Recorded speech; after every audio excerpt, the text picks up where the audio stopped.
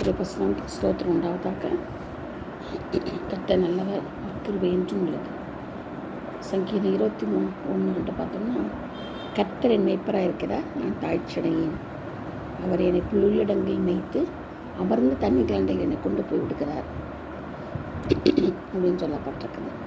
கர்த்தர் என் மேய்ப்பராக இருக்கிறார், நான் தாழ்ச்சியடையேன். உங்களுக்கு என்ன அர்த்தம்? ஒவ்வொருத்தருக்கும் ஒரு அர்த்தத்துலையும் ஒருத்தருக்கு ஒரு வியாகியானம். எனக்கு என்ன தோணுச்சுன்னா, கர்த்தர் மேய்ப்பராக இருக்கிறான்னா தாழ்ச்சியடையேன். அவர் என்னுடைய மேய்ப்பர். ஆடுகள் மேய்ப்பரின் சத்தத்துக்கு செய் கொடுக்குதுன்னு நமக்கு தெரியும். அப்போ யார்? நம்ம யார்? ஆடுகள். நம்முடைய மேய்ப்பன் யார்? இயேசு கிறிஸ்து தான் நம்முடைய மேய்ப்பன். கர்த்தர் தான் நம்முடைய மேய்ப்பன். அப்போ கர்த்தர் என் மேய்ப்பராக இருக்கிறார். கர்த்தர் நம்முடைய மேய்ப்பராக இருக்கும்போது நம்ம ஒருபோதும் தாழ்ச்சியடையே மாட்டோம். தாழ்ச்சினா என்ன? குறைபட்டு போகுது, மற்றவங்க முன்னாடி அவமானப்பட்டு போகிறது, கொஞ்சம் கூட நம்மளால் அப்படி இருக்கவே முடியாது. ஏன்னா கர்த்தர் நம் பட்சத்தில் இருக்கும்போது நமக்கு எதிராக இருப்பவன் யாருன்னு ஒரு வசனம் சொல்லுவோம். வசனம் வேதம் இருபுறம் கருக்குள்ளப்பட்டது. அது உங்களுக்கும் இருக்கும், எனக்கும் இருக்கும் இல்லையா? ஒரு கூர்மையானது ஆயுதம். எப்படின்னா, நமக்கு ஒரு சிலது நமக்கு பிடிக்கும், ஒரு சிலது பிடிக்காத இருக்கும். எப்படின்னா, நம்ம தப்பு செய்கிறோம்னு நமக்கு அந்த வார்த்தை நம்மளுக்கு குத்தும், அப்போ நம்மளுக்கு பிடிக்காது. நம்ம தப்பு செய்யலைன்னா அந்த வார்த்தை நம்மளுக்கு இனிக்கும், அப்போ என்ன அர்த்தம்? நம்மளுக்கு அது பிடிக்கும். அது அந்த மாதிரி இருக்கக்கூடாது. எப்போதும் ஒரே மாதிரி தான் இருக்கணும். கண்டித்து உணர்த்துறது தான் வேதம். வார்த்தைகள், இயேசுவின் வார்த்தைகள் நம்மளை கண்டித்து உணர்த்தும், நம்ம புடமிடும். அது ரொம்ப அருமையானது. வேதம் ரொம்ப ஒரு பொக்கிஷம் நம்மளுக்கு. அப்போது கர்த்தர் மேய்ப்பராக இருக்க, அவர் நம்முடைய மேய்ப்பர். புல்லுள்ள இடங்களிலே நடத்தி செல்கிறார். புல்லுள்ள இடங்கள் என்னது? ஆடுகள் புல்லுள்ள இடங்களில் மேய்ப்பர் கொண்டு போகிறாரு. அவர் சத்தத்துக்கு பின்னாடியே ஓடும், அது கற்றுக்கிட்டே ஓடும். அவர் அங்கே போய்ட்டு ஒரு இடத்துல உட்காந்துருவார் கல்லில். அதுங்களாம் என்ன செய்யும்? நல்லா அந்த புல்லெல்லாம் மேயும், நல்லா மேய்ஞ்சி நல்லா சமைச்சி சாப்பிட்டு வயிறு ஃபுல்லாகிடுன்னா சாயங்காலம் என்ன செய்வார்? சாப்பாடு கட்டிட்டு போய் சாப்பிடுவார். சாயங்காலம் வரும்போது அப்படியே தூங்கிட்டு அப்படியே சாயங்காலம் வரும்போது கூட்டிகிட்டு வந்துடுவார். கௌரவமாக பார்த்துப்பார்.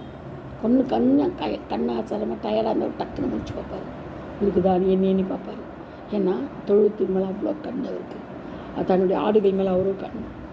அந்த மாதிரி ஆண்டவர், நம்முடைய ஆண்டவர் ரொம்ப கௌரவமாக இருப்பார். அதனால தான் கர்த்தர் என்னுடைய மேய்ப்பன் சமம் சொல்கிறது. கர்த்தர் மேய்ப்பராக இருக்கிறார், நான் தாழ்ச்சியடைகிறேன். ஒருபோதும் நம்ம என்ன செய்ய மாட்டோம்? தாழ்ச்சியடைந்து குறைவுபட்டு போகவே மாட்டோம். எப்போவும் நமக்கு ஆண்டவர் நம்ம கூட இருந்தாருன்னா நிறைவான ஒரு வாழ்க்கை தான்.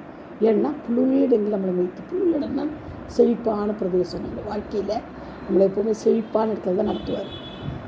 காஞ்சி தீஞ்சு போந்து நமக்கு தரமாட்டார். இது சில பேர் நம்ம ஜெபிக்கிறோம் இல்லையா, அந்த ஜெபம் லேட்டாக சிலது உடனே கேட்டுருவார்.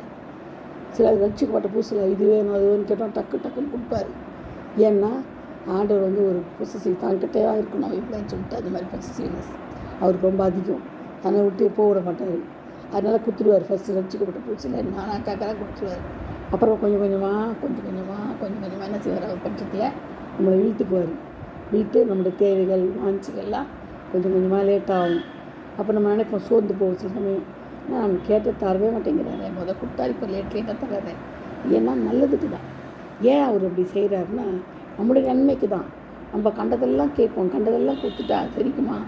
கண்ட உணவெல்லாம் தின்னா நம்மளுக்கு செரிக்குமா? செரிக்காதனால நம்மளுடைய தேவைகளை மட்டும் தருவார். தேவைகளுக்கு மீறி தரமாட்டார். ஏன்னா அதனால் தீமை உண்டாகும். தேவைக்கு மேலே கொடுத்து நமக்கு என்ன ஆகும்? தீமை உண்டாகும். அதனால் அவருக்கு தெரியும் நல்லது எது, கெட்டது எது, நம்ம கொடுக்க வேண்டியது எது, கொடுக்கக்கூடாதது எது, நடத்த வேண்டிய பாதையில் நம்ம நடத்துவார். செழிப்பான பாதையில் நடத்துவார். ஒரு குறைவின்றி நடத்துவார். அதை புல்லுள்ள இடங்களில் மேய்க்கிறது போல் நம்மளை ஆண்டவர் தன்னுடைய மேய்ச்சலில் கரெக்டாக இருப்பார். நம்ம கேட்குறதெல்லாம் கொடுப்பாரு. அதே நேரத்தில் கொடுக்காமே இருப்பார். எப்போ கொடுக்கணும், எது கொடுக்கணும், எதுக்காக கொடுக்கணும், ஏன் கொடுக்கணும், யாருக்காக கொடுக்கணும், இதெல்லாம் அவருக்கு தெரியும். ஏன்னா நம்முடைய தலையில் மயிரெல்லாம் எண்ணப்பட்டிருக்குது வேதம் சொல்லுது. ஒரு இதுவும் நமக்கு வேஸ்ட்டாக அப்போவே போகாது. கர்த்தருடைய கரம் நம்மளோட பலத்த கரம் நம்மளோட இருக்குது. நம்ம என்ன செய்ய மாட்டோம்? அசைக்கப்படவே மாட்டோம். நம்மளை அசைக்கவே முடியாது. கர்த்தருடைய கரம் நம்ம கூட இருக்கிறதுனால நம்மளை யாராலையும் அசைக்க முடியாது. அதனால தான் நம்ம சொல்கிறோம், கர்த்தர் மேய்ப்பராக நான் தாழ்ச்சியடையேன். அவர் என்னை புல்லுள்ள இடங்களில் மேய்த்து அமர்ந்த தண்ணீர்கள் கொண்டு போயிடுகிறார். புல்லு மட்டும் திருட்டு ஆடுகள் கம்முன்னு இருக்குமா? எங்கே போவோம்? தண்ணி குடிக்க தாக எடுக்கும்ல. அதனால் அமர்ந்த தண்ணீர்கள் கொண்டு போய் விடுகிறார். பாருங்கள், அமர்ந்த தண்ணீர்கள், அந்த நீரெல்லாம் அமர்ந்து நிறைய தண்ணி இருக்கும், அங்கே போய் கொடுக்குறாரு. நம்மளை குடிக்கிறதுக்கு நம்ம தாகத்தை தீர்க்கிற ஒரு ஆண்டவர், பசியை தீர்க்கிற நம்ம ஆண்டவர், உணவும் உடுக்க உடையும் இருக்க இருப்பத்தையும் தந்து நம்மளை ஆசீர்வதிக்கிற நம்முடைய தேவன் பெரியவர். உலகத்தில் இருப்பவனை காட்டில் என்னில் இருப்பவர் பெரியவர்னு வேதம் சொல்லுது. அப்போ பாருங்கள், அமர்ந்த தண்ணிகளை என்னை கொண்டு போய் விடுகிறார். அடுத்த வசனம் பார்த்தீங்கன்னா, அவரின் ஆத்துமாவை தேற்றி தமது நாமத்தின் நிமித்தம் நீதியின் பாதையில் நடத்துகிறாராம். அவருடைய நாமத்தின் நிமித்தம் வந்து நம்மளை நீதியின் பாதை நடத்துகிறார். நம்ம நாமத்தின் நிமித்தம்லாம் கிடையாது, அவருடைய நாமத்தின் நிமித்தம் நீதியின் பாதையில் நம்ம நடத்துகிறார். நீதியின் பாதையில் பாருங்கள், நான் சொன்னேன் இல்லையா, எந்தெந்த எப்படி நடத்தணும், நல்லதே செய்யணும்னு. அந்த மாதிரி நல்லதே நம்ம செய்வார். எப்படின்னா, நீதி எது, நியாயம் எது, அநியாயம் எது, அக்கிரமம் எது, எல்லாம் பிரிச்சுட்டு நீதியின் பாதையில் மட்டும் நம்ம நடத்துவார். ஏன்னா நம்ம அவருடைய பிள்ளைகள், நமக்கு அவருக்கு சாட்சியாக இருக்கணும் இல்லையா? ஜீவனோட சாட்சியாக நம்ம இருக்கிறதுக்காக தான் நம்மளுக்கு எப்போ தரணும், எது தரணும்னு தெரிஞ்சு அதை தருவார். அதே நேரத்தில் நீதியின் பாதையில் நம்மளை கொண்டு போவார். ஜீவனுள்ள தேவன் அமர்ந்த தண்ணீரில் வந்து இல்லை புல்லுகளிடங்கள் வைத்து அமர்ந்த தண்ணீரில் தந்து ஜீவனுள்ள பாதையில், நீதியின் பாதையில் நம்மளை நடத்துவார். பேர்பட்ட தேவன் நம்மளோடு இருக்கிறதுனால நம்ம நன்றி விதத்தோடு அவரை துதிக்கணும், ஏன் ஞானமாக நடந்துக்கணும், அவர் வழியை விட்டு விலகக்கூடாது. வசனத்தை நம்ம விசுவாசிக்கணும், அவர்கிட்ட ஞானத்தை கேட்டு பெற்றுக்கொள்ளணும். தேவனுடைய வார்த்தை ஜீவனும் பலனுமாக இருக்குது. தேவனுடைய வார்த்தை எப்படி இருக்குது? ஜீவனும் பலனுமாய் இருக்கிறது, அது உயிர்ப்பிக்கிறதுமாக இருக்கிறது. கர்த்தர் தம்முடைய வார்த்தைகளை ஆசீர்வதிப்பாராக. Praise the Lord. God bless you all. Thank you.